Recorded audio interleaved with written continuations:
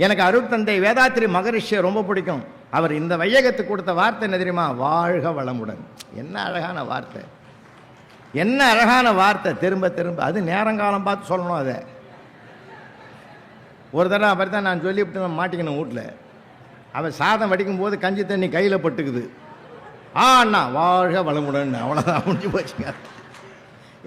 எந்த இடத்துல எப்போ சொல்லணுமோ அப்போ தான் சொல்லணும், எல்லா இடத்துலையும் சொல்லிடக்கூடாது இல்லை.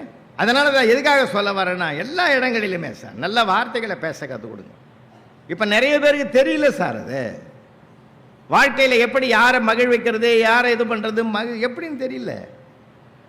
நீங்கள் கூட நான் அசனமாம்பேட்டைக்கு போயிருந்தேன், காஞ்சிபுரம் பக்கத்தில் அசனமாம்பேட்டை. அங்கெல்லாம் ஒரு பிரம்மாண்டமான பட்டிமன்றம். நானும் பாக்யராஜ் சார், நிழல்கள் ரவி எல்லாரும் போயிருந்தோம். பேசி முடிச்சுட்டு கீழே இறங்கி வரும்போது ஒருத்தன் ஓடி வந்தான் சார், பதறி அட்டிஷன் வந்து, sir sir sir please sir please sir, ஒரே ஒரு செல்ஃபி சார்னா. சரி எடுத்துக்கிடான்னு எடுத்துக்கின உடனே கேட்டான், சார் சார் நீ யார் சாருன்னு கேட்டான். எதுக்குடா அப்போ எதுக்குடா இந்த செல்ஃபி எடுத்த? எனக்கு எப்படி இருந்திருக்கேன் மனசு. எப்படி ஒரு ஆளுகிட்ட பழகணும்னு தெரியாமலே நம்ம படித்து என்ன பிரயோஜனங்க? எப்படி என்ன பிரயோஜனம் சார்? எப்படி எழுதணும், எப்படி பழகணும்லாம் பெரியவங்க அன்றைக்கி சொல்லி கொடுத்தாங்க. இன்றைக்கி இல்லை, மாறி போச்சே. அதை விடுங்க. தாம்பரத்தில் ஒரு தந்தையார் இறந்துட்டார், ஒரே பையன் அவன் இருக்கிறான். அவங்க அப்பா விசாரிக்கிறது உறவுகாரன் பூரா வரான். முதல்ல ஒரு ஆள் வந்தான், தூரத்து உறவு, சொந்த உறவு. அப்பா போயிட்டாருன்னு கேள்விப்பட்டேன், ரொம்ப கஷ்டமாக இருந்தது. எப்படி போனாருன்னா, ஹார்ட் அட்டாக் வந்து போயிட்டார். எங்கே ட்ரீட்மெண்ட் எடுத்தேன்? தாம்பரத்தில் தான் பார்த்தேன். ஓயா, சிட்டியில் எவ்வளோ பெரிய டாக்டர் இருக்கிறான், அங்கே காட்டுறதை விட்டுட்டு தாம்பரத்தில் காட்டினா எப்படா பழப்பான்? தப்பு தான்ட்டான்.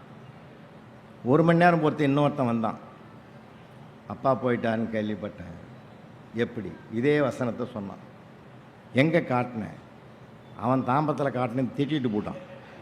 சிட்டியில் தான் டாக்டர்கிட்ட காமிச்சேன், பெரிய பெரிய டாக்டர்கிட்டலாம் காமிச்சேன், அப்பயும் போயிட்டாருன்னா. உனக்கு அறிவு இருக்காடா? உள்ளூரில் எவ்வளோ டாக்டர் இருக்கிறான், இவங்ககிட்ட காட்டுறதை விட்டுட்டு அங்கே இழுத்தும் போய் அந்த அலையை விட்டா எப்படா பழைப்பான்? அம்பங்குக்கு போட்டானா. 1/2 மணி நேரம் பொறுத்து இன்னும் 2 பேர் வந்தான். கேள்விப்பட்டேன், அப்பா எப்படி போனார். அவன் கேட்கறதுக்கு முந்தைய அவன் சொல்லிட்டான், உள்ளூரில் 10 நாள் காட்டினேன், சிட்டியில் 10 நாள் காட்டினேன், அப்படி இருந்தால் அவர் பழைக்கலன்னா. எங்கேயாவது ஒரு இடத்துல காட்டுறதுக்கு துப்பு இல்லை, அந்த ஆளை நீயே போட்டு தள்ளிடா போடா அப்படின்ட்டு போட்டான். கடைசியில் 2 மணி நேரம் பொறுத்து இன்னும் 4 பேர் வந்தான். கேள்விப்பட்டான்னா அவன் புள்ள சொன்னான், அப்பா நீங்கள் 4 பேரை அந்த ஆளையே எழுப்பி கேட்டுக்கோ. என்ன எல்லாம் கேட்டு கேட்டு அவர் போன இடத்துக்கு என்ன அனுப்பிடுவீங்க போல இருக்குது, நீயே கேட்டுக்கிட்டான். இன்றைக்கி வாழ்க்கையில் அப்படி தான் சார் இருப்பான். எல்லா இடங்களிலுமே மலிந்து கிடக்கிறது.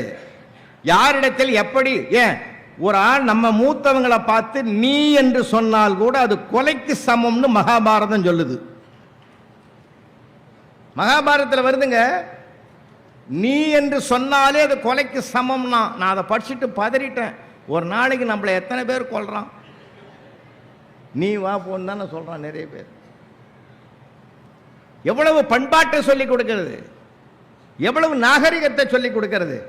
நாம் இன்னைக்கு எல்லாமே பேச தவறியதுனால பல பெரும் பிரச்சனைகள் விஸ்வரூபம் எடுத்திருக்கிறது. படிப்பு மட்டுமே ஒரு மனிதனுக்கு வாழ்க்கை அல்ல, படிப்பை தாண்டிய பண்பாடுதான் ஒரு மனிதனுடைய வாழ்க்கையாக அமையக்கூடும் என்றால். இன்னொன்று சொல்லணுமா? படிப்பே நமக்கு சோறு போடாட்டாலும் நம்முடைய பண்பாடு நேர்மையும் நமக்கு ஒரு காலத்தில் சோறு போடும்.